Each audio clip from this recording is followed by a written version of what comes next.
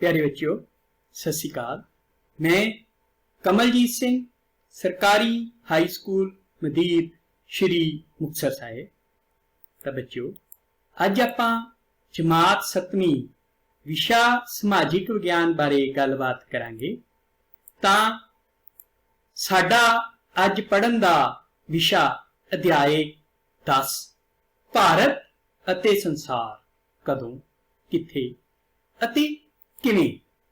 सो प्यारे बच्चों, तुसीं 6वीं श्रेणी विच पढ़िया है कि जो पुरातन मानव सी वो शिकारी सी अते हौली हौली यह एक संग्रहक बन गया।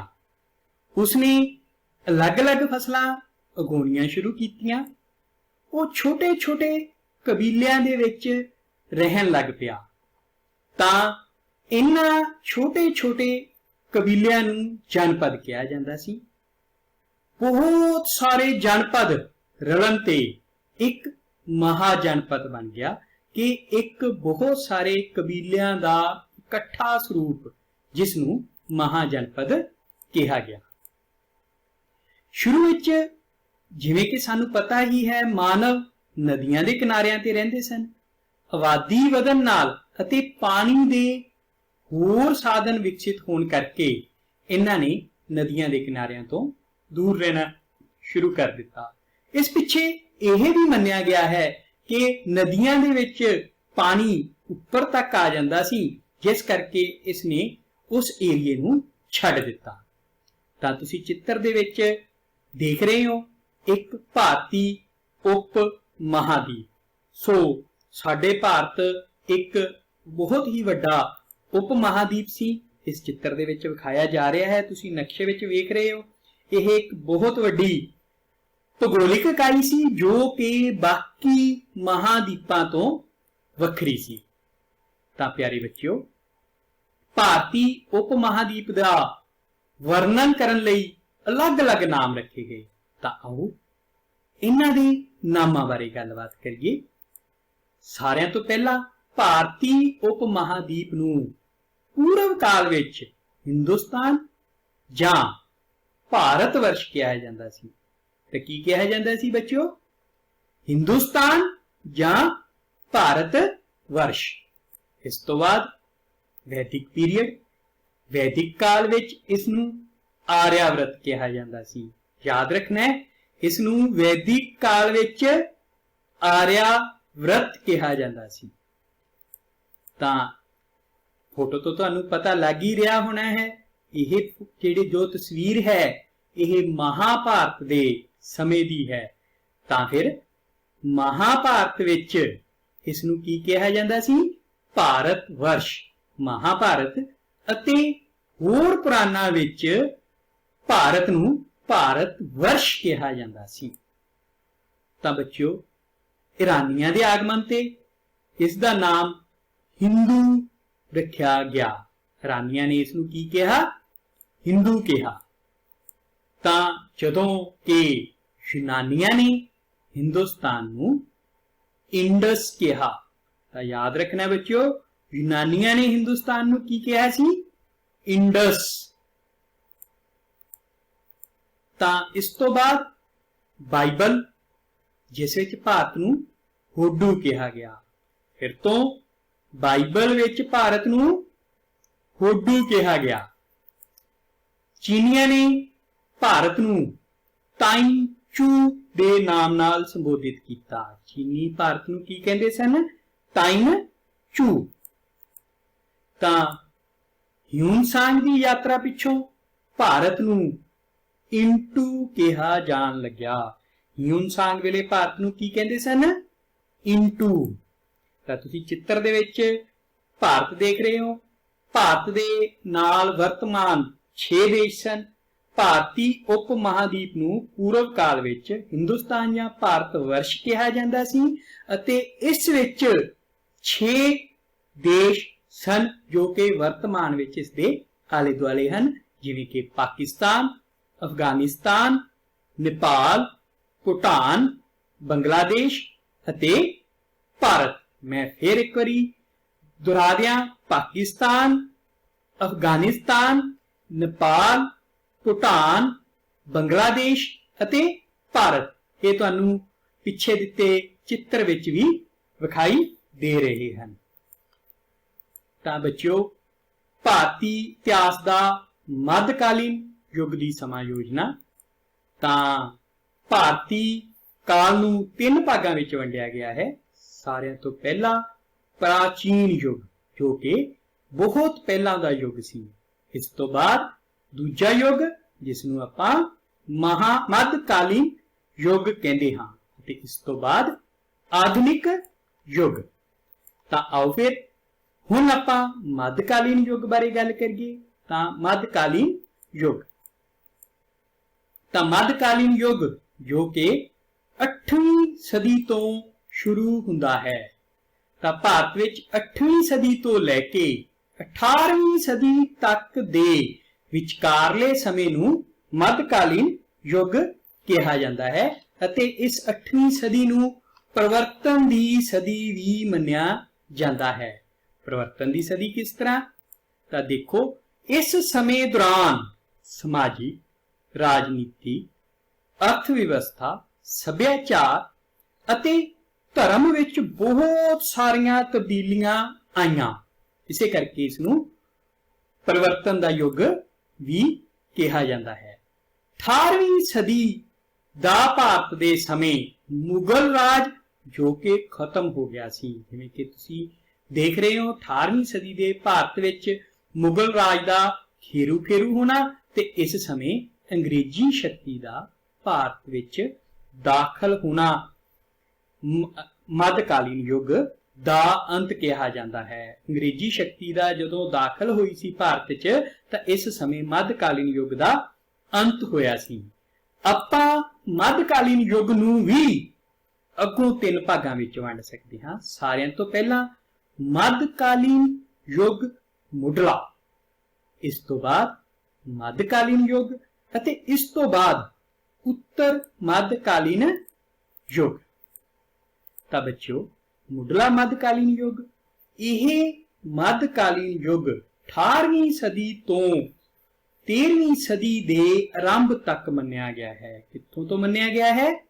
18ਵੀਂ ਸਦੀ ਤੋਂ 13ਵੀਂ ਸਦੀ ਦੇ ਆਰੰਭ ਤੱਕ ਇਸ ਨੂੰ ਆਪਾਂ ਮੁੱਢਲਾ ਮੱਧਕਾਲੀਨ ਯੁੱਗ ਕਹਿੰਦੇ ਹਾਂ। ਇਸ ਤੋਂ ਬਾਅਦ ਉੱਤਰ ਮੱਧਕਾਲੀਨ ਯੁੱਗ, ਇਹ 13ਵੀਂ ਸਦੀ ਤੋਂ 18ਵੀਂ ਸਦੀ ਤੱਕ ਦੇ ਸਮੇਂ ਨੂੰ ਕਿਹਾ ਗਿਆ ਹੈ।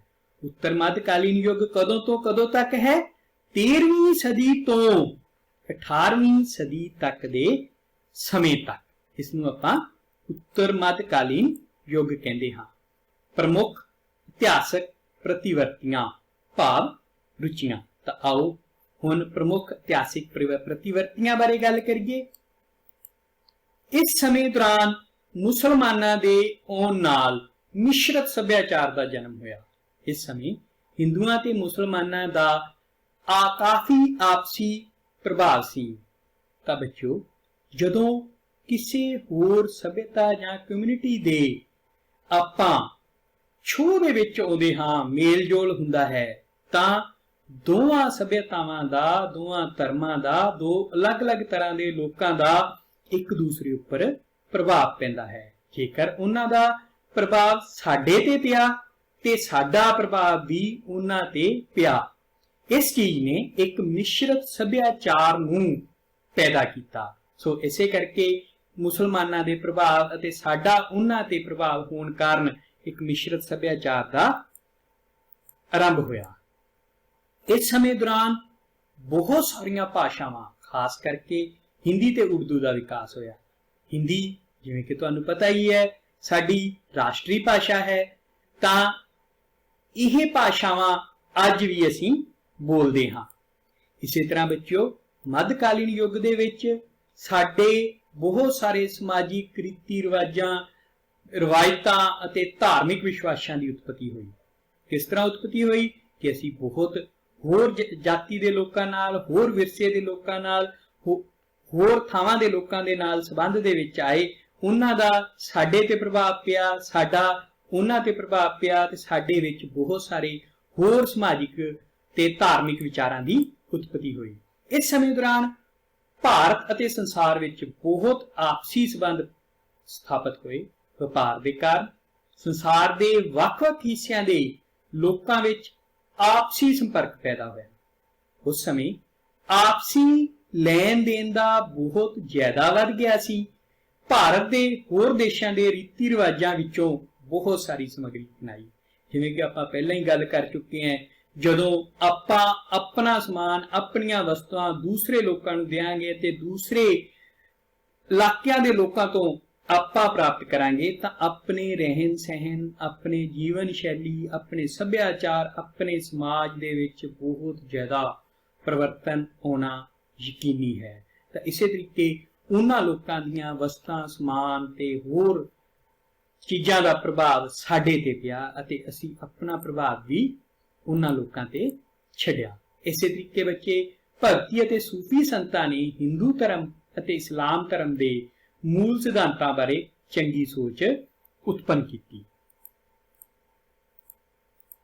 ਤਾਂ ਇਸ ਤੋਂ ਬਾਅਦ ਇਸ ਕਾਲ ਦੌਰਾਨ ਵਪਾਰ ਅਤੇ ਵਾਣੀ ਦਾ ਵਿਕਾਸ ਕਰਨ ਲਈ ਵਿਸ਼ੇਸ਼ ਸੁਧਾਰ ਕੀਤੇ ਗਏ। ਅਸੀਂ ਦੂਸਰੇ ਲੋਕਾਂ ਨਾਲ ਲੈਣ ਦੇਣ ਅਤੇ ਆਪਣੀਆਂ ਵਸਤਾਂ ਦਾ ਵੇਚਣਾ ਜਾਂ ਉੱਥੋਂ ਖਰੀਦਣਾ ਸਾਡੇ ਲਈ ਬਹੁਤ ਇੱਕ ਵਸੀਲਾ ਬਣ ਚੁੱਕਿਆ ਸੀ। ਤਾਂ ਪਿਆਰੇ ਬੱਚਿਓ, ਹੁਣ ਤੁਸੀਂ ਸੋਚਦੇ ਹੋਵੋਗੇ ਕਿ ਇਹਨਾਂ ਚੀਜ਼ਾਂ ਬਾਰੇ ਜਾਣਕਾਰੀ ਸਾਨੂੰ ਕਿੱਥੋਂ ਮਿਲੀ?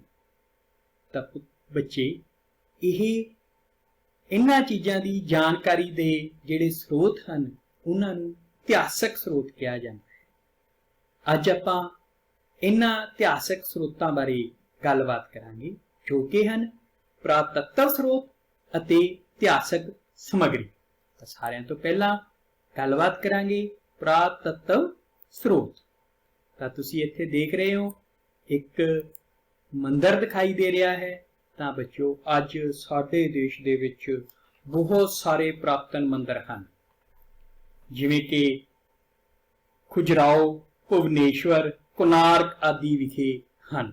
ਤਾਂ ਬੱਚੇ, ਇਹਨਾਂ ਮੰਦਿਰਾਂ ਦੀ ਰਚਨਾ, ਇਹਨਾਂ ਦੇ ਉੱਪਰ ਉਕੇਰੀਆਂ ਹੋਈਆਂ ਮੂਰਤੀਆਂ, ਸ਼ਬਦ, ਇਹਨਾਂ ਦੇ ਵਿੱਚ ਬਣਾਏ ਹੋਏ ਪੁਤਲੇ ਜਾਂ ਹੋਰ ਚੀਜ਼ਾਂ ਸਾਨੂੰ ਸਾਡੇ ਇਤਿਹਾਸ ਬਾਰੇ ਬਹੁਤ ਜ਼ਿਆਦਾ ਜਾਣਕਾਰੀ ਦਿੰਦੇ ਹਨ।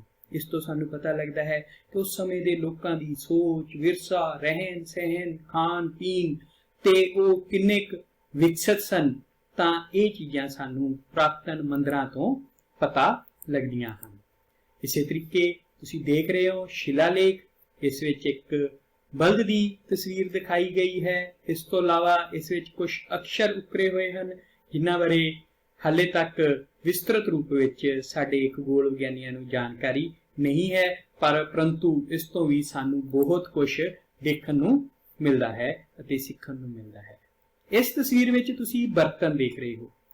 ਤਾਂ ਇਹਨਾਂ ਬਰਤਨਾਂ ਤੋਂ ਸਾਨੂੰ ਉਹਨਾਂ ਲੋਕਾਂ ਦੇ ਖਾਣ ਪੀਣ, ਉਹ ਲੋਕ ਕਿਸ ਤਰ੍ਹਾਂ ਸਾਡੀਆਂ ਖਾਣ ਪੀਣ ਦੀਆਂ ਵਸਤਾਂ ਨੂੰ ਸੰਭਾਲ ਕੇ ਰੱਖਦੇ ਸਨ, ਕਿਸ ਤਰ੍ਹਾਂ ਅਨਾਜ ਰੱਖਿਆ ਜਾਂਦਾ ਸੀ, ਕੀ ਕੁਛ ਉਹ ਲੋਕ ਖਾਂਦੇ ਸਨ, ਤਾਂ ਇਹਨਾਂ ਬਰਤਨਾਂ ਤੋਂ ਵੀ ਸਾਨੂੰ ਬਹੁਤ ਜ਼ਿਆਦਾ ਮੁੱਢਲੀ ਜਾਣਕਾਰੀ ਮਿਲਦੀ ਹੈ। ਇਸ ਤੋਂ ਇਲਾਵਾ ਤੀਸਰੀ ਪਿਕਚਰ ਦੇ ਵਿੱਚ ਤੁਸੀਂ ਦੇਖ ਰਹੇ ਹੋ ਕਿ ਸਾਨੂੰ ਕੁਝ ਗਹਿਣੇ ਦਿਖਾਈ ਦੇ ਰਹੇ ਹਨ, ਜੋ ਕਿ ਕੁਝ ਇਸਤਰੀਆਂ ਅਤੇ ਮਰਦਾਂ ਦੇ ਗਹਿਣੇ ਹਨ। ਇਸ ਤੋਂ ਸਾਨੂੰ ਉਹਨਾਂ ਦੇ ਸੱਭਿਆਚਾਰ, ਰਹਿਣ ਸਹਿਣ ਬਾਰੇ ਪਤਾ ਲੱਗਦਾ ਹੈ, ਉਹਨਾਂ ਲੋਕਾਂ ਦੇ ਕੀ ਸ਼ੌਕੀਨ ਸਨ। ਇਸ ਤੋਂ ਅਸੀਂ ਸਭ ਕੁਝ ਸਾਨੂੰ ਇਹ ਬਿਆਨ ਕਰ ਰਹੇ ਹਨ।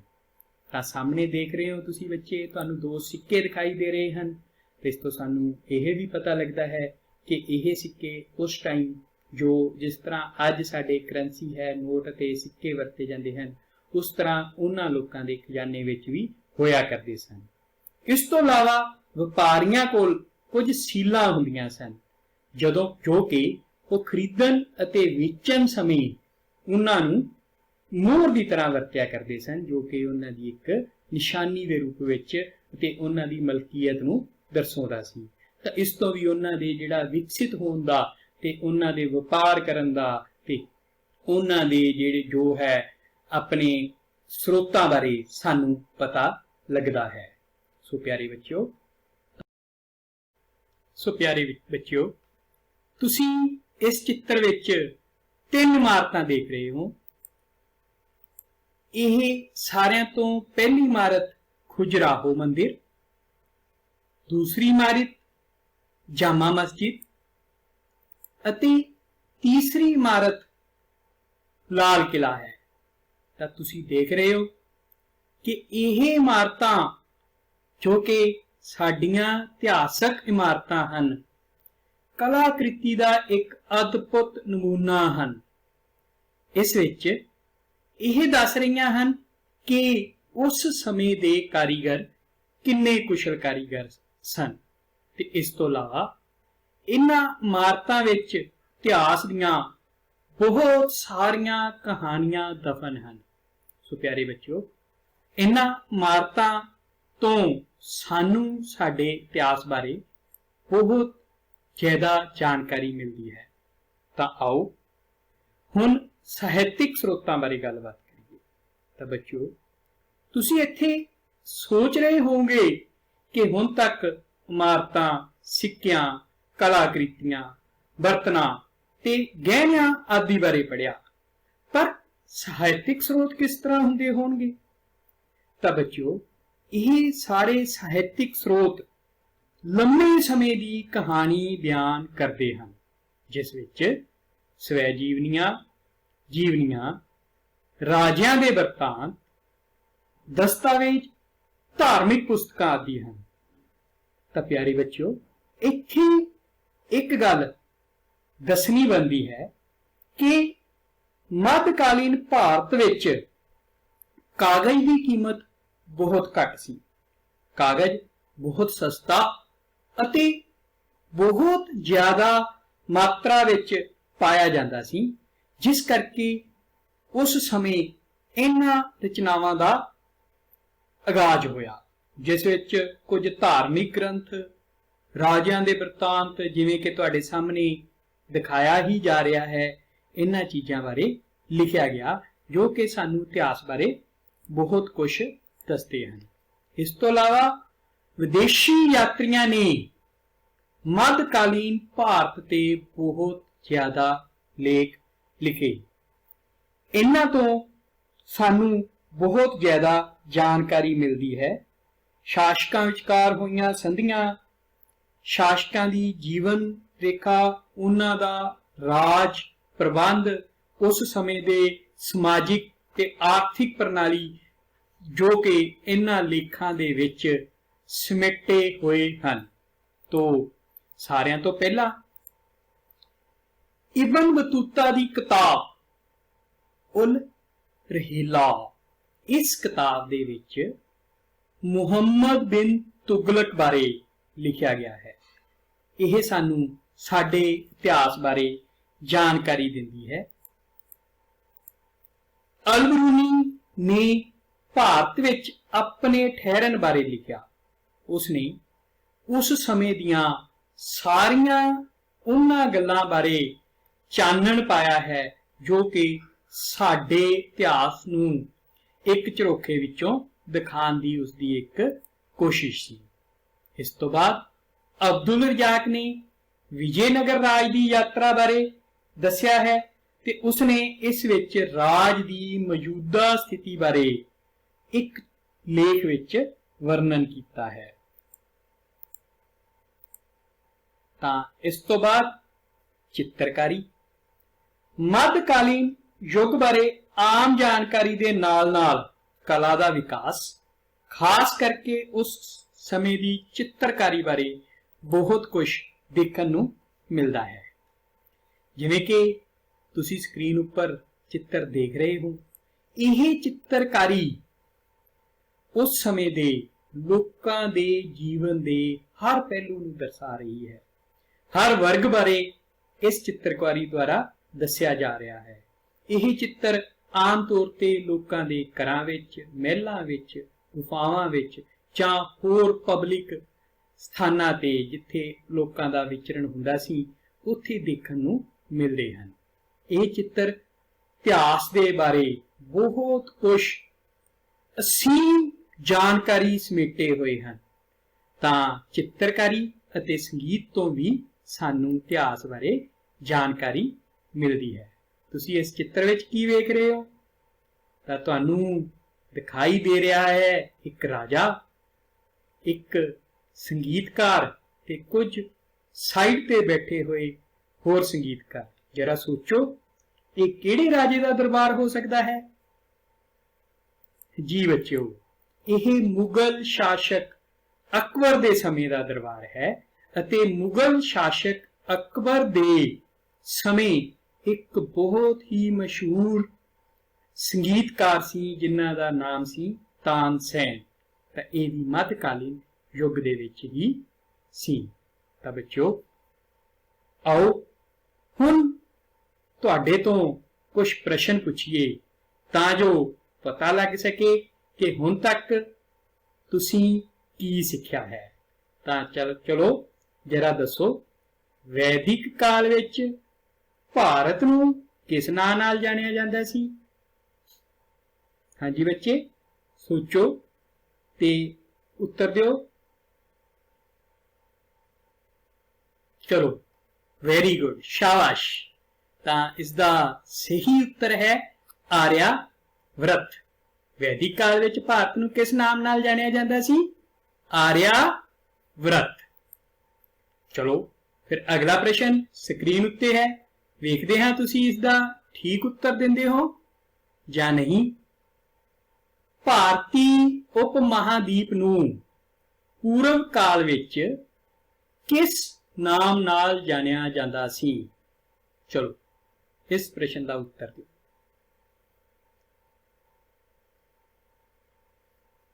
ਜੀ ਹਾਂ, ਬਿਲਕੁਲ ਠੀਕ, ਇਸ ਨੂੰ ਭਾਰਤ ਵਰਸ਼ ਦੇ ਨਾਮ ਨਾਲ ਹੀ ਜਾਣਿਆ ਜਾਂਦਾ ਸੀ।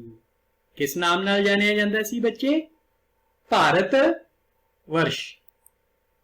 ਤਾਂ ਅਗਲਾ ਪ੍ਰਸ਼ਨ, ਰਾਨੀਆਂ ਨੇ ਭਾਰਤ ਨੂੰ ਕੀ ਨਾਮ ਦਿੱਤਾ? ਚਲੋ ਦੱਸੋ ਬਈ, ਰਾਨੀਆਂ ਨੇ ਭਾਰਤ ਨੂੰ ਕੀ ਨਾਮ ਦਿੱਤਾ ਸੀ?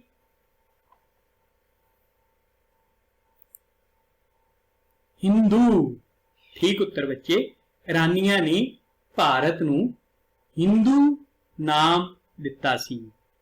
ਤਾਂ ਕੀ ਤੁਸੀਂ ਅਗਲੇ ਪ੍ਰਸ਼ਨ ਲਈ ਤਿਆਰ ਹੋ? ਤਾਂ ਦੇਖੋ ਫਿਰ ਅਗਲਾ ਪ੍ਰਸ਼ਨ, ਯੂਨਾਨੀਆਂ ਨੇ ਭਾਰਤ ਨੂੰ ਕੀ ਨਾਂ ਦਿੱਤਾ? ਹਾਂਜੀ, ਕੋਸ਼ਿਸ਼ ਕਰੋ ਬੱਚੇ। ਯੂਨਾਨੀਆਂ ਨੇ ਭਾਰਤ ਨੂੰ ਕੀ ਨਾਮ ਦਿੱਤਾ? ਬਿਲਕੁਲ ਠੀਕ, ਯੂਨਾਨੀਆਂ ਨੇ ਭਾਰਤ ਨੂੰ ਇੰਡਸ ਕਿਹਾ। ਕੀ ਕਿਹਾ? ਇੰਡਸ। ਕਿਹੜੀ ਸਦੀ ਨੂੰ ਪਰਿਵਰਤਨ ਦੀ ਸਦੀ ਮੰਨਿਆ ਜਾਂਦਾ ਹੈ? ਬੱਚੇ ਤੁਸੀਂ ਪੜ੍ਹ ਚੁੱਕੇ ਹੋ, ਕਿਹੜੀ ਸਦੀ ਨੂੰ ਪਰਿਵਰਤਨ ਦੀ ਸਦੀ ਮੰਨਿਆ ਜਾਂਦਾ ਹੈ? ਹਾਂਜੀ, ਜਰਾ ਦੱਸੋ, ਕਿਹੜੀ ਸਦੀ ਨੂੰ ਪਰਿਵਰਤਨ ਦੀ ਸਦੀ ਮੰਨਿਆ ਜਾਂਦਾ ਹੈ? ਜੀ ਹਾਂ, 8ਵੀਂ ਸਦੀ ਨੂੰ ਪਰਿਵਰਤਨ ਦੀ ਸਦੀ ਮੰਨਿਆ ਜਾਂਦਾ ਹੈ। ਜਿਵੇਂ ਕਿ ਤੁਹਾਨੂੰ ਪਹਿਲਾਂ ਹੀ ਦੱਸ ਚੁੱਕੇ ਹਾਂ, 8ਵੀਂ ਸਦੀ ਦੇ ਦੌਰਾਨ ਸਮਾਜਿਕ, ਰਾਜਨੀਤਿਕ, ਅਰਥ ਵਿਵਸਥਾ, ਸੱਭਿਆਚਾਰ ਅਤੇ ਧਰਮ ਵਿੱਚ ਬਹੁਤ ਸਾਰੀਆਂ ਤਬਦੀਲੀਆਂ ਹੋਈਆਂ। ਸੋ 8ਵੀਂ ਸਦੀ ਨੂੰ ਪਰਿਵਰਤਨ ਦੀ ਸਦੀ ਮੰਨਿਆ ਜਾਂਦਾ ਹੈ। ਤਾਂ ਇੱਕ ਪ੍ਰਸ਼ਨ ਹੋਰ, ਅਕਬਰ ਦੇ ਦਰਬਾਰ ਦੇ ਪ੍ਰਸਿੱਧ ਸੰਗੀਤਕਾਰ ਦਾ ਨਾਮ ਦੱਸੋ। ਹੁਣੇ ਤੁਸੀਂ ਤੁਹਾਡੀ ਸਕਰੀਨ ਉੱਤੇ ਤਸਵੀਰ ਵਿੱਚ ਵੇਖਿਆ ਸੀ। ਤਾਂ ਅਕਬਰ ਦੇ ਦਰਬਾਰ ਵਿੱਚ ਕਿਹੜਾ ਸੰਗੀਤਕਾਰ ਮੌਜੂਦ ਸੀ? ਤਾਨਸੈਨ।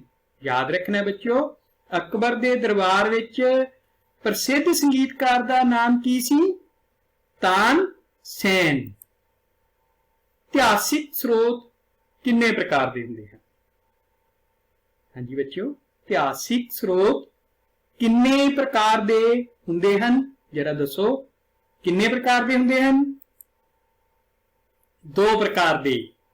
ਕੁਝ ਸਮਾਂ ਪਹਿਲਾਂ ਹੀ ਪੜ੍ਹ ਕੇ ਹਟੇ ਹਾਂ, ਪੁਰਾਤੱਤਵ ਤੇ ਸਾਹਿਤਿਕ। ਪੁਰਾਤੱਤਵ ਤੇ ਸਾਹਿਤਿਕ 2 ਪ੍ਰਕਾਰ ਦੇ ਸਰੋਤ ਹੁੰਦੇ ਹਨ। ਇਤਿਹਾਸਕਾਰਾਂ ਨੇ ਭਾਰਤੀ ਇਤਿਹਾਸ ਨੂੰ ਕਿੰਨੇ ਯੁੱਗਾਂ ਵਿੱਚ ਵੰਡਿਆ ਹੈ? दसो बई इतिहासकारां ने भारती इतिहास नूं किन्ने युगां विच वंडिया है? तां इतिहासकारां ने भारती इतिहास नूं 3 युगां विच वंडिया है। नंबर 1 प्राचीन युग, नंबर 2 मध्यकालीन युग ते नंबर 3 आधुनिक युग। ਹਿਊਨ ਸਾਂਗ ਦੀ ਯਾਤਰਾ ਤੋਂ ਬਾਅਦ ਭਾਰਤ ਨੂੰ ਕਿਸ ਨਾਮ ਨਾਲ ਜਾਣਿਆ ਜਾਣ ਲੱਗਾ? ਪਿਆਰੇ ਬੱਚਿਓ ਦੱਸੋ, ਹਿਊਨ ਸਾਂਗ ਦੀ ਯਾਤਰਾ ਤੋਂ ਬਾਅਦ ਭਾਰਤ ਨੂੰ ਕਿਸ ਨਾਮ ਨਾਲ ਜਾਣਿਆ ਜਾਣ ਲੱਗਿਆ? ਦੱਸੋ ਬਈ, ਤੁਸੀਂ ਸਾਰਾ ਕੁਝ ਪੜ੍ਹ ਚੁੱਕੇ ਹੋ। ਹਾਂ, ਹਿਊਨ ਸਾਂਗ ਦੀ ਯਾਤਰਾ ਤੋਂ ਬਾਅਦ ਭਾਰਤ ਨੂੰ ਇੰਟੂ ਨਾਮ ਨਾਲ ਜਾਣਿਆ ਗਿਆ। ਪਿਆਰੇ ਬੱਚਿਓ इसनूं याद रखना है कि ਹਿਊਨ ਸਾਂਗ ਦੀ यात्रा तो बाद भारत ਨੂੰ इंटू नाम नाल जानिया गया। हाँ, यह है तुहाडा अगला प्रश्न। भारती उप महादीप विच कुल किन्ने देश सन? तो दसो बई भारती उप महादीप विच कुल किन्ने देश सन? 6। बच्चों ਕੀ ਤੁਸੀਂ ਇਹਨਾਂ ਦੇ ਨਾਮ ਦੱਸ ਸਕਦੇ ਹੋ? ਭਾਰਤੀ ਉਪ ਮਹਾਦੀਪ ਵਿੱਚ ਕੁੱਲ ਕਿੰਨੇ ਦੇਸ਼ ਸਨ? ਚਲੋ ਮੈਂ ਇੱਕ ਵਾਰ ਤੋਂ ਫਿਰ ਤੁਹਾਨੂੰ ਇਹਨਾਂ ਦੇਸ਼ਾਂ ਦੇ ਨਾਮ ਯਾਦ ਦੱਸਦਾ ਹਾਂ। ਪਾਕਿਸਤਾਨ, ਅਫਗਾਨਿਸਤਾਨ, ਨੇਪਾਲ, ਭੂਟਾਨ, ਬੰਗਲਾਦੇਸ਼ ਅਤੇ ਭਾਰਤ ਸ਼ਾਮਿਲ ਸਨ। ਇੱਕ ਵਾਰ ਫਿਰ ਤੋਂ ਦੁਹਰਾ ਦਿਆਂ। ਪਾਕਿਸਤਾਨ, अफगानिस्तान, नेपाल, भूटान, बांग्लादेश ਅਤੇ ਭਾਰਤ ਸ਼ਾਮਿਲ ਸਨ।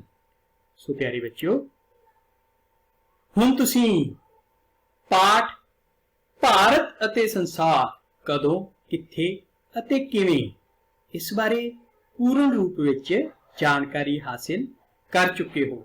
ਉਮੀਦ ਕਰਦੇ ਹਾਂ ਕਿ ਤੁਸੀਂ ਆਪਣੇ ਸਾਲਾਨਾ ਇਮਤਿਹਾਨਾਂ ਵਿੱਚ ਬਹੁਤ ਵਧੀਆ ਪ੍ਰਦਰਸ਼ਨ ਕਰੋਗੇ ਅਤੇ ਚੰਗੇ ਨੰਬਰਾਂ ਤੇ ਪਾਸ ਹੋਵੋਗੇ। ਸੋ ਧੰਨਵਾਦ ਇੱਕ ਵਾਰ ਫਿਰ ਤੋਂ। ਮੈਂ ਕਮਲਜੀਤ ਸਿੰਘ, ਸਰਕਾਰੀ ਹਾਈ ਸਕੂਲ ਮਦੀਰ, ਸ਼੍ਰੀ ਮੁਕਤਸਰ ਸਾਹਿਬ। ਧੰਨਵਾਦ ਬੇਟੇ।